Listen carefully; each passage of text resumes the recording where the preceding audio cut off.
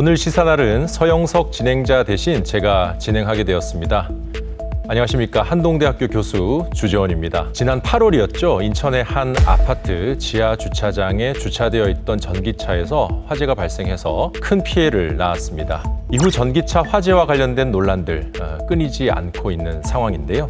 그렇다면 과연 전기차는 다른 종류의 자동차에 비해서 월등히 위험한 것인지, 또 전기차 화재에는 속수무책일 수밖에 없는 것인지 오늘 시사날을 통해서 이 부분에 대한 집중적인 논의를 해보도록 하겠습니다. 자, 오늘 함께 하실 분들 소개해 드리겠습니다. 대덕대 미래자동차학과 이호근 교수 나오셨습니다. 안녕하세요. 다음 경일대 소방방재학부 이영주 교수 자리하셨습니다. 네, 안녕하십니까. 오늘도 천용길 기자가 날카로운 시선을 더합니다. 안녕하십니까. 전기차 화재는 배터리에 불이 붙기 시작하면 순식간에 1000도씨 이상 올라가서 모든 걸 태워버리기 때문에 화재 원인을 정확하게 파악하는 것이 어렵다고 합니다. 이호근 교수님, 그럼 일반적으로 전기차가 화재를 일으킬 수 있는 여러 가지 요인들은 어떤 것들이 있는지 그에 대한 설명을 먼저 부탁드리겠습니다. 일단은 아직 논란이 되는 게 한 가지가 있습니다. 과충전이라는 용어거든요. 과충전이라는 용어는 잘못된 거고요. 풀충전, 완충이라는 표현이 맞습니다.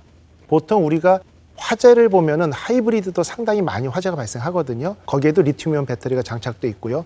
그런데 하이브리드에서 리튬이온 배터리의 화재 이런 얘기를 별로 못 들어보셨을 겁니다. 왜냐하면 하이브리드 같은 경우는 그 회생제동을 통해 가지고 배터리를 20에서 80%의 안전 바운더리 안에서만 충만전을 반복하거든요. 결국은 배터리를 가장 오래 쓰고 노후화를 방지하고 안전하게 쓰는 범위는 20에서 80% 영역인 건 맞습니다. 그러다 보니까 그 80% 넘게 충전하는 걸 과충전이라는 오해가 섞일 수 있는 표현을 쓴 건데 이건 완충이 맞고요. 그리고 이제 기타 배터리 제조하면서 발생할 수 있는 불량 또는 품질 편차가 원인이 될 수도 있고요. 가장 중요한 것은 배터리가 충격에 약하거든요. 근데 과속 방지턱 같은 데를 지나가고 특히 하체가 낮기 때문에 충격에 의해서 손상이 올 수도 있고요. 안전하게 배터리를 지속적으로 썼다 하더라도 덴틀라이트 현상이라고 그 수지상으로 가지가 침전물이 자라면서 분리막을 파괴하는 경우가 발생할 수 있습니다. 이런 여러 가지 원인으로 전기차에 화재가 발생한다 이렇게 평가하고 있습니다. 이 전기차 화재의 위험성에 대한 이야기를 좀 해봐야 될 것 같은데요. 우리 이영주 교수님, 그 전기차 화재가 좀 공포스럽게 느껴지는 이유가 이 열폭주 현상이라고 알려진 한번 불이 붙으면 완전히 소진될 때까지 꺼지지 않는다. 이런 현상 때문 아니겠습니까? 배터리 내부에 계속 이 분리막이 손상된다거나 이런 과열로 인해서 계속 이런 화학 반응이 제어가 안 되는 상황. 그래서 열이 계속 발생하면서 이런 것들이 뭐 화재로 이어지거나 폭발로 이어지는 이런 상황들을 이제 열폭주라고 하게 되는데요. 배터리 내부의 손상, 뭐 분리막의 손상이라든지 앞서 말씀해 주신 것처럼 외적 충격에 의해서 이런 부분들이 이상이 발생하는 경우 또 오래 쓰면서 발생하는 이런 이제 기능의 저하 같은 것들도 다 요인이 되기도 하거든요. 근데 어찌됐든 간에 전기차의 다른 요인으로 인해서 화재가 발생하더라도 외부에서 이제 화재로 인해서 열이 이 배터리에 가해지면 또 열폭주가 발생할 수 있는 가능성도 있습니다. 이건 열폭주가 원인이 된다기보다 다른 화재, 열로서 열폭주로 이어지는 상황 이런 것들도 발생할 수 있기 때문에 열폭주로 인해서 모든 화재가 다 전기차 화재가 발생하는 건 아니지만 화재가 발생함으로써 배터리에 영향을 미쳐서 또 열폭주로 이어질 가능성은 있다. 이렇게 보시는 게 맞을 것 같습니다. 어찌되었건 이 전기차라는 것이 우리 사회에서 받아들여진 것이 이제 내연기관차에 비해서는 굉장히 역사가 짧으니까요. 그 자동차에 불이 붙었을 때 어떻게 대응해야 되는지에 대한 부분도 아직 잘 알려져 있지 않은 것이 사실이지 않습니까? 일반인들이 전기차에 불이 붙은 것을 목격했을 때 그러면 어떻게 대응할 수가 있고 어떤 응급처치를 취하는 것이 좋을지 그 부분에 대해서도 좀 말씀을 해주시죠. 전기차 화재가 발생했을 때 알려진 바와 같이 사실은 이 열폭주가 계속되는 과정은 사실은 인위적으로 끌 수가 없습니다. 왜냐하면 이건 화학적 반응이기 때문에 질식소화라든지 냉각소화 자체가 사실은 불가능하거든요. 게다가 또 차체 안에 이 배터리가 하부 쪽에 있다 보니까 바깥에서 다른 소화약제라든지 주술을 한다고 해도 빨리 꺼지기 어렵습니다. 이 안쪽까지 침투가 되지 않기 때문에요. 그렇기 때문에 일반인분들께서 이런 것들을 진압한다는 건 상당히 좀 어려운 일이거든요.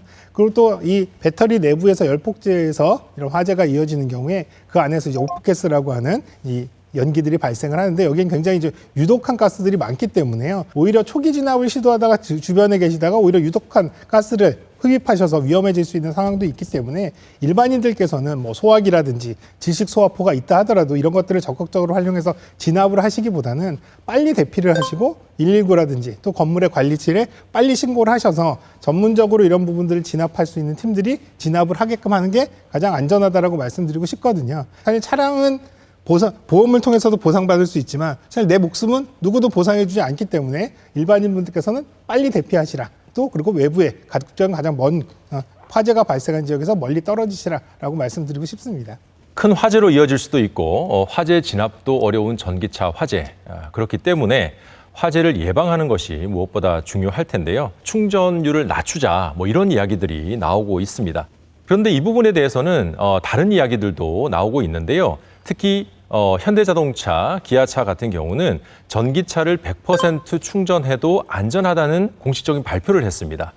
천영길 기자가 이 내용 어떤 부분이 있는지 좀 설명을 해주시죠. 네, 앞서 이호근 교수님께서도 언급을 해주셨는데요. 이 과충전이란 말은 적절하지 않다. 현대차와 기아차에서도 100% 충전됐습니다라고 하는 것이 실질적으로 이 배터리 용량의 100%는 아니다. 남아있는 부분이 있다. 이 배터리 관리 시스템을 갖추고 있기 때문에 충분히 이 소비자가 100% 충전을 됐다고 하더라도 이 과충전 현상은 아니기 때문에 안심해도 된다라고 하는 입장을 발표했습니다. 때문에 이 현상이 100% 충전한다고 해서 이 화재의 원인이 되지는 않는다는 게 이 현대자동차와 기아자동차의 이 입장입니다. 이호근 교수님, 그러면 네네. 방금 천영길 기자가 말씀하신 이 배터리 관리 시스템이라고 하는 네네. 것이 어떤 이 기술인지, 그리고 100% 충전을 하더라도 안전하다라는 것을 우리가 어떻게 좀 일반 시민의 입장에서 이해를 할 수 있을까요? 일단 이제 BMS라는 것은 배터리의 상태를 계속 모니터링을 합니다. 전압 차이, 전류의 변화, 온도의 변화, 그다음 좀 세부적으로는 일부 단락이 미세하게 발생한 이런 것들을 체크하거든요. 그래서 정상 범위에서 다소 벗어났다라고 판단이 될 때는 BMS가 커넥티드 서비스를 통해 가지고 자동차 회사로 이상 징후를 송출합니다. 현대 같은 경우는 2020년부터 이 신호를 받아서 이걸 고객센터와 연결을 해가지고 고객에게 서비스 센터로 차량을 입고하도록 유도를 했고요. 근데 문제는 이렇게 입고된 차량 중에 대부분이 배터리의 모듈이나 전체를 교환했음에도 불구하고 실제 화재나 이상이나 위험으로 이어지진 않았거든요. 보수적으로 이제 세팅이 된 건데 배터리 회사하고 각종 정보를 주고받으면서 이런 것들을 타이트하게 컨트롤할 수 있게 되면은 결국 화재가 발생하면 이게 수시간 전에 미리만 알아도 상당히 도움이 되고요. 우리가 골든타임이라고 얘기를 합니다. 보통 배터리 모듈에 화재가 발생해서 옆에 모듈로 전달되는데 6분 정도 걸리거든요. 근데 연기가 나기 시작해서 5분에서 6분 후에 화재로 이어지는 케이스가 대부분인데 이게 연기가 초기에 났을 때만 감지해서 소방청에 연락을 해도 실제 골든타임으로 차량을 밖으로 끌어내서 진화할 수 있는 여유가 생기거든요. 그래서 이런 BMS의 모니터링 시스템을 통해 가지고 긴급 상황에 대처할 수 있다가 첫 번째고요. 2, 3일 전에 최소 24시간 전에 입고를 통해 가지고 문제가 되는 부품만 교체한다라고 하면 자원 재활용면이나 여러 면에서 상당히 안전도를 높일 수 있고 결국 국토부나 이런 쪽도 그런 BMS 고도화가 된 기업체의 전기차에는 보다 보조금을 많이 주면서 보급을 좀 더 용이하도록 각종 정책을 펴고 있는데 일단 100% 충전이 안전하냐 이 부분은 저는 상당히 좀 조심스럽다고 봅니다. 무슨 얘기냐면 100% 충전한 것과 90% 충전한 것에서 저는 개인적으로 안전율에 화재 발생 위험률에 분명히 차이는 있는데 그 차이가 미미하기 때문에 10%의 충전율을 버리면서까지 조심해야 되느냐 이런 부분으로 접근하고 싶거든요. 왜냐하면 코나 화재로 인해서 리콜이 발생했을 때 현대자동차도 80%까지 충전율을 낮췄고요. 지금 텔레매틱스를 통해 가지고 전기차 배터리의 이상 유무가 발견될 때는 충전이 안 되도록 조치를 하고 있습니다. 물론 충전이 안 되도록 조치한다는 것은 연료통을 가득 채우지 않아서 화재가 발생했을 때 피해를 줄이고자 하는 목적일 가능성도 상당히 높거든요. 그래서 제가 볼 때는 위험률은 다소 높아질 수 있을지언정 현재 BMS가 워낙 잘 만들어져 있고 고도화되어 있기 때문에 사전에 미리 위험을 감지하고 대처할 수 있기 때문에 100% 채우는 것도 크게 위험하지 않습니다라고 표현하는 게 가장 정확한 게 아닌가 이렇게 보고 있습니다. BMS 시스템을 오히려 고도화해서 네. 뭔가 좀 사전에 어떤 이상 징후가 있을 때 빨리 그 시스템이 잡아내는 그쪽으로 좀 우리가 가야 된다. 뭐 이런 입장이신 그렇죠. 거죠. 그런데 BMS를 통해 가지고 고객에게 사전 공지를 하는 이런 시스템을 갖춘 회사는 몇 개 안 됩니다. 결국은 이런 부분에 대해서 충분한 어떤 BMS를 통해서 워닝을 줄 수 있는 기업체의 배터리 같은 경우는 100% 충전해도 괜찮다라고 공지를 하는 게 맞다고 보고요. 그런 부분들이 고도화가 안 돼서 고객 통지 서비스가 부족한 기업체나 제작사의 어떤 전기차에 대해서는 다소 이런 것들이 안정성이 검증될 때까지는 충전율을 다소 낮추는 게 어떤가 이런데 분명히 논란의 여지는 있습니다만 저는 한쪽의 전문가 입장으로서 제 의견은 그렇다는 걸 말씀드립니다. 지금부터는 기존의 전기차 충전 시설이 가진 문제점과 개선책들 무엇이 있는지에 대해서 한번 이야기를 해보도록 하겠습니다. 이호gun 교수님, 네네. 이 전기차 충전기 완속 충전기와 급속 충전기가 네네. 있더라고요. 네네. 이 둘 사이에 어떤 좀 차이가 있고 네네. 이런 충전기의 차이에 따라서도 화재 발생 가능성에 어떤 유의미한 차이가 네네. 있는 것인지. 일단은 충전기는 11kW 미만을 이제 완속 충전기라고 표현을 하고요. 50에서 200kW를 급속 충전기, 그다음에 300kW 이상을 초급속 이렇게 구분을 합니다. 급속이나 초급속 충전기 같은 경우는 전체 약 24만 5천 개의 충전기 중에 약 1몇 %인 4천 개밖에 안 되고요. 대부분 98% 이상인 24만 1,300개 정도는 완속 충전기입니다. 근데 대부분의 완속 충전기는 우리가 집밥이라고 표현을 하죠. 집이나 주거 지역에 주로 있고요. 밤새 충전을 해야 되는 시스템이 대부분이고, 급속 충전기는 요금은 좀 비싸더라도 고속도로 휴게소나 공공기관에 이동 중에 잠시 충전하는 용도로 많이 쓰이고 있습니다. 그런데 급속 충전기는 차량하고 PLC라는, 그래서 파워라인 커뮤니케이션을 통해 가지고 서로 통신을 하면서 너 상태가 어때? 괜찮아? 뭐 열이 있니? 뭐 전기 더 공급할 게 받을 수 있니? 이렇게 통신을 하거든요. 근데 완속 충전기에는 이 PLC 라인이 없는 거죠. 그러다 보니까 사람들은 완속 충전기를 통해 가지고 PLC 라인이 없으니까 과충전이 된다. 계속 밀어 넣는다. 배가 부른데도 뭐 음식을 계속 밀어 넣는다고 착각을 하는데요. 실제 자동차 자체가 100% 이제 우리가 여분을 빼고 100% 충전이 되면요, 회로가 끊어지게 되면서 충전은 안 됩니다. 다만 그렇다 하더라도 이쪽도 회로를 끊고 우리가 전기 전원 껐도 코드 뽑아놓으면 더 안전하잖아요. 그러니까 완속 충전기 자체에서도 전원을 아예 전기 공급을 안 하면 더욱 안전하겠죠. 그런 개념으로 앞으로 설치되는 완속 충전기에도 PLC를 다 장착을 하자, 이런 주장이 있는데, 이런 부분들이 오해가 되다 보면 기존에 있는 수십만 대의 충전기도 다 PLC가 장착된 걸로 교체하자. 서울시만 해도 뭐 1,000억 예산이 들거든요. 근데 그럴 필요는 없다라고 보고요. 정 그것이 위험하고 어떤 상황에 대해서 불안감을 조성한다라고 하면 PLC가 없는 기존 충전기는 뭐 한 95%까지만 하고 PLC가 있는 거에서 100% 하자. 이런 어떤 정책도 필요하다고 볼 수 있습니다.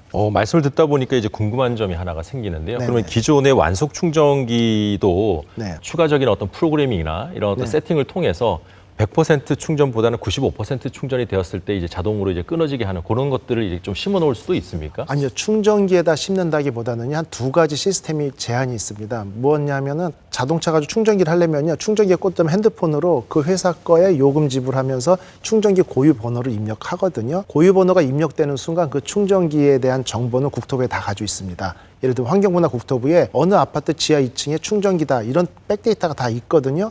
그런 데이터를 차량이 받아들여서 지하에 있는 충전기네, 그럼 알아서 95%나 90%까지 충전을 하고, 지상에 있는 충전기네, 그럼 100% 채우고, 이런 방안이 있다라는 거고요. 또 최근에 일부 기업체에서 갖고 있는 특허 같은 건 보면 GPS 시그널을 이용해서 지하로 진입할 때는 자동적으로 충전율을 제한하는 이런 방법들도 있기 때문에 각 충전기에다 프로그램을 업데이트 한다기보다는 어떤 데이터를 바탕으로 해서 자동차 자체의 프로그램을 심으면 충분히 기술적으로 가능한 부분입니다. 전기차 보급이 늘어나면서 자연스럽게 전기차 충전소도 늘어날 수밖에 없을 것 같습니다. 한편에서는 이런 전기차 충전소 증설이 자칫 과열이나 과전압 등을 야기해서 또 화재로 이어지지 않을지, 그 시설의 주변에서 또 거주하시는 분들의 불안감도 높아지는 것이 사실이고요. 또 이러한 충전소를 지상에 설치하느냐, 또 지하에 설치하느냐를 두고도 여러 가지 사회적 갈등이 빚어지고 있습니다.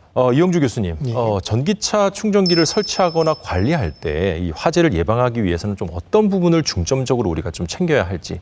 기본적으로 전기차 충전기 같은 경우는 사실은 이제 전기 안전에 관련된 여러 가지 규정들, 또 이런 것들의 인증 같은 것들이 굉장히 좀 촘촘하게 돼 있다고 보시면 되겠습니다. 충전기 자체에 대한 화재 위험은 상대적으로 높지 않다, 이렇게 보는 게 맞을 것 같고요. 또 현재까지 충전기 자체적으로 화재가 발생한 사례들은 그렇게 많이 보고되고 있지 않아서 이런 위험성은 크지는 않다라고 보는 게 맞을 것 같습니다. 다만 이제 충전기가 이제 노후화된다거나 혹은 또 사용상의 물리적 충격, 또 그리고 충전기 자체가 또 훼손된다거나 이런 여러 가지 이런 이 관리상의 문제가 발생했을 때 이런 것들로 인해서 화재로 이어질 가능성들을 또 완전히 배제하기는 좀 어렵거든요. 다만 문제는 이런 것들을 이제 설치된 장소에, 건물이나 장소에 관리하시는 분들이 이런 충전기들을 다 개별적으로 관리하시기에는 상당히 좀 부담스럽고 전문성도 떨어지거든요. 그러니까 이런 것들은 오히려 충전 시설 시설을 운영하는 업체들이 얼마나 효율적으로 또 주기적으로 점검을 할 수 있는지, 아까 말씀해 주신 대로 PLC 모듈 같은 것들을 가지고 이제 정보들을 땡겨올 수 있다면 그런 것들로 계속 이상 임무를 확인하고 또 이상이 발생하기 이전에도 선제적으로 이런 부분들을 좀 관리해 나가는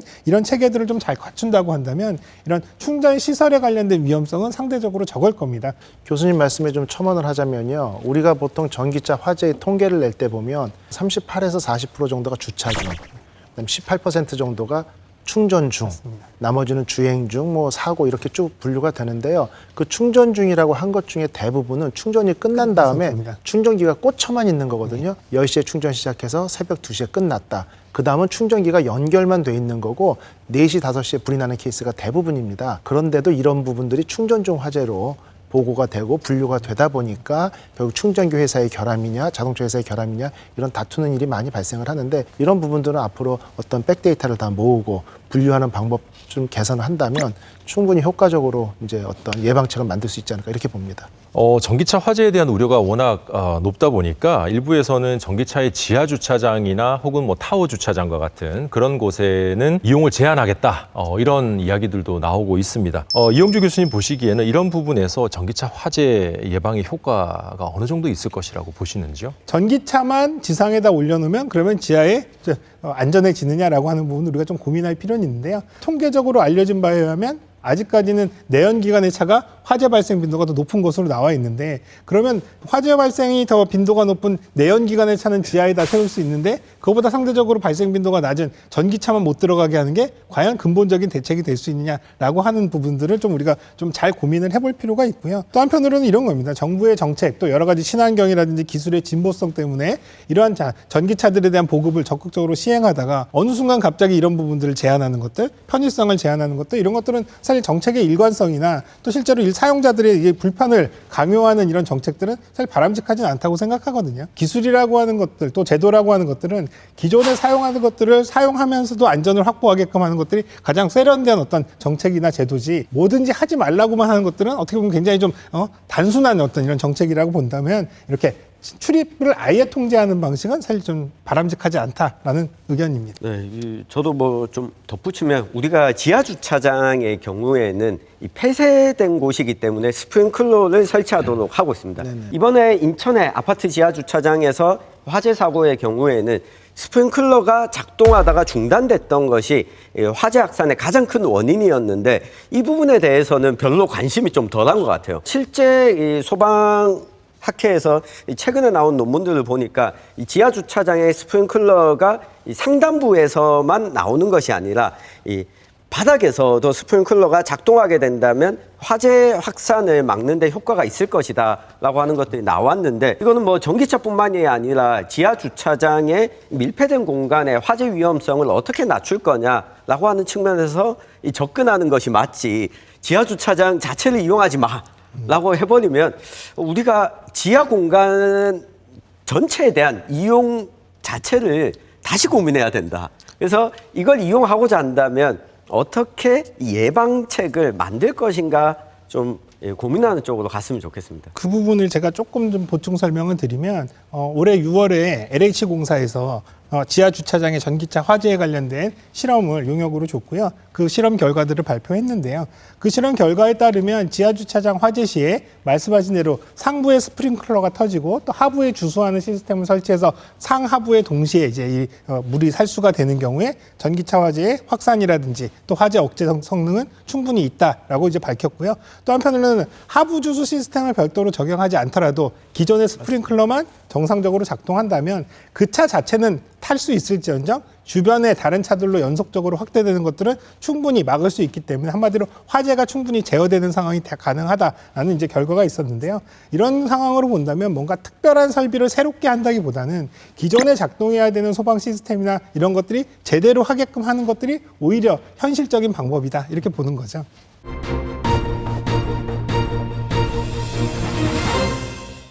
최근에 제가 거주하고 있는 아파트에도 엘리베이터에 이 전기차를 보유하고 계시는 분들은 관리사무소에 신고하시기 바랍니다. 그리고 신고 안 하신 분들의 자동차 번호를 이렇게 붙여 놓으셨더라고요. 그런 것들을 보면서 야, 이게 자칫 현대판 마녀사냥이 될 수도 있겠다. 그리고 전기차를 이 소유하고 탄다는 이유만으로 뭔가 좀 사회에서 혐오와 배제의 대상이 되는 것은 아닌가, 어떤 그러한 사회적인 분위기도 굉장히 좀 우려스러운 측면이 분명히 있는 것 같습니다. 그리고 지금 또 정부에서 나오는 주요 대책 중에서 보면요, 전기차의 배터리 제조사 정보를 공개하자, 뭐 이런 이야기들이 나와서 언론 보도를 보면은 또 어떤 회사들이 배터리 제조사의 정보를 제공했다더라, 어떤 업체들은 아직 공개를 안 했다, 뭐 이런 내용들이 계속 나오고 있는 상황이고요. 우리 이호근 교수님 보시기에는 이러한 부분의 효과가 어느 정도로 있을지, 혹은 뭐 우려가 되는 지점은 없는지 좀 말씀을 해주시죠. 실제 우선은 소비자들의 불안감을 종식시키고 전기차 포비아를 막기 위한 빠른 조치는 환영을 합니다만, 실제 이게 중국산이냐 국산이냐의 구분만 가지고 화재 위험성을 다 예방하는 건 불가능한 거죠. 질문 하나 드릴게요. 코나 전기차 예전에 LG 거였던 걸로 기억하는데요. 중국의 남경 공장에서 생산이 됐고 코팅액을 수동으로 주입을 하다 보니까 코팅액이 부족해가지고 전극에 이상이 있어서 이렇게 된 거거든요. 왜냐하면 코팅액이 부족한 건 눈으로 봐서는 구분이 안 가거든요. 그러면 질문 드릴게요. LG 거 국산이죠. 남경 공장 건 국산인가요? 이런 부분들이 첫 번째 문제가 되는 거고, 결국은 배터리에 대해서 제조 회사만 공개할 게 아니라 제조 공장, 그다음에 삼원계냐 LFP냐, 각형이냐 원통형이냐를 실제 이런 부분들이 유럽의 배터리 여권제처럼 공개를 하고 그 부분에 대한 백데이터가 쌓여야 되는 겁니다. 왜? 중국산이 다 위험하다고 얘기하는 것도 상당히 좀 논란이 될 수 있어요. 이번에 벤츠 화재 같은 경우는 중국산 파라시스 배터리지 않습니까? 물론 시장 점유율은 상당히 낮은 업체인 건 맞습니다. 그런데 국내에만 한 5천 몇백 대 정도가 파라시스 배터리가 장착된 전기차가 판매가 됐고, 전 세계적으로 따지면 수만 대에서 10만 대 넘어갈 걸로 예상됩니다. 근데 화재는 딱 2건밖에 안 났어요. 그러면 보통 전기차 만 대당 화재 발생 건수가 많이 잡아 1.3대 정도로 통계에 따라서 어떤 0.98대도 나오고 있는데, 내연기관의 1.9대에 비해서는 아직 30-40% 여유가 있거든요. 그거에 비하면 파라시스 화재에 대해서는 그 전기차의 화재 발생 비율보다 높았다라고 말하기 좀 어렵습니다. 다만 한 가지는 차이점이 뭐냐면, 파라시스 배터리는 불이 나자마자 영상을 보면 15초에서 20초 만에 연기와 동시에 불이 나면서 확 퍼졌죠. 결국 주변에 소방관들이 있다 하더라도 손을 쓸 여유가 없었는데, EV6 같은 경우 금산에서 발생한 SK-온 배터리고 국산 배터리 같은 경우는 화재 발생 후에 좀 지연이 있었습니다. 그래서 일부 모듈에서 화재는 발생했지만 전체로 퍼지는데 시간 딜레이가 있어서 충분히 조치를 할 수 있었다라는 거죠.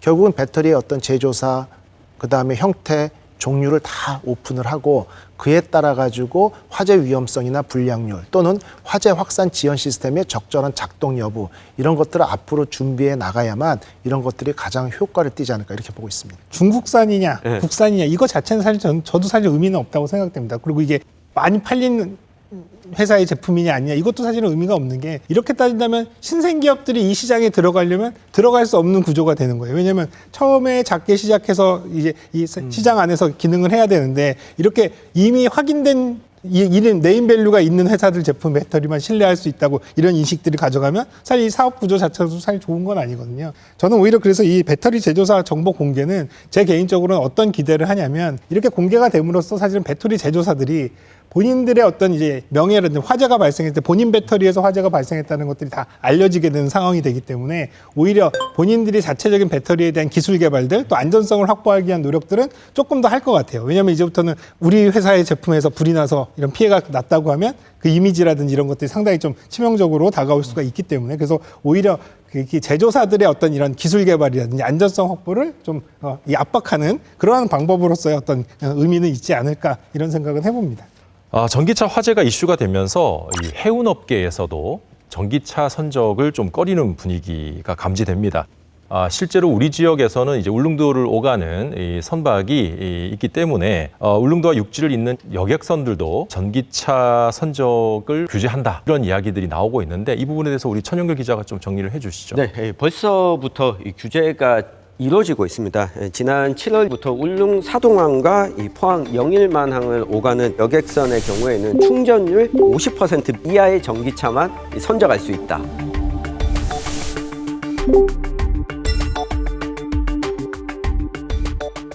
이 선박에 실린 전기차의 화재, 굉장히 밀폐된 공간이고 또 제한된 공간이고 어딘가 빠져나갈 수 없는 그런 특수한 공간이지 않습니까? 이런 곳에서의 화재 피해를 최소화하려면 어떤 대비책들을 좀 미리 사전에 마련해야 될까요? 일단 선박에서 불이 난다는 건 상당히 일반적인 공간, 또 건물에서 불 나는 것과는 완전 다르거든요. 말씀하신 대로 도망갈 곳이 없습니다. 사실은 물로 빠지기 전까지는. 또 그리고 이 제한된 공간에서 화재가 확산될 때 이 소화 설비라고 하는 것들이 제대로 작동 안 했을 때는 사실 정말 무방비 상태에서 그대로 이제 피해를 입을 수밖에 없기 때문에 기본적으로는 선박 같은 경우는 이러한 특수성 때문에 건물보다도 소방 시설들이 더 엄격하게 적용이 되어 있거든요. 차량들이 실려 있는 공간들의 어떤 소방 시설에 대한 부분들을 좀 더 적극적으로 잘 기능할 수 있도록 관리하는 부분들 이런 것들 필요해 보이고요. 신차 같은 경우에 처음에 출고할 때 당시에 충전을 적게 해서 실으면 되지만 사용 중인 차들 같은 경우는 인위적으로 낮추려면 그 전에 많이 돌아다녀서 일부러 낮춰야 된다는 얘기인데 이게 실효성이 있을까 하는 생각이 좀 들거든요. 그래서 오히려 여기 승무원들의 어떤 초동 진압에 관련된 부분들 또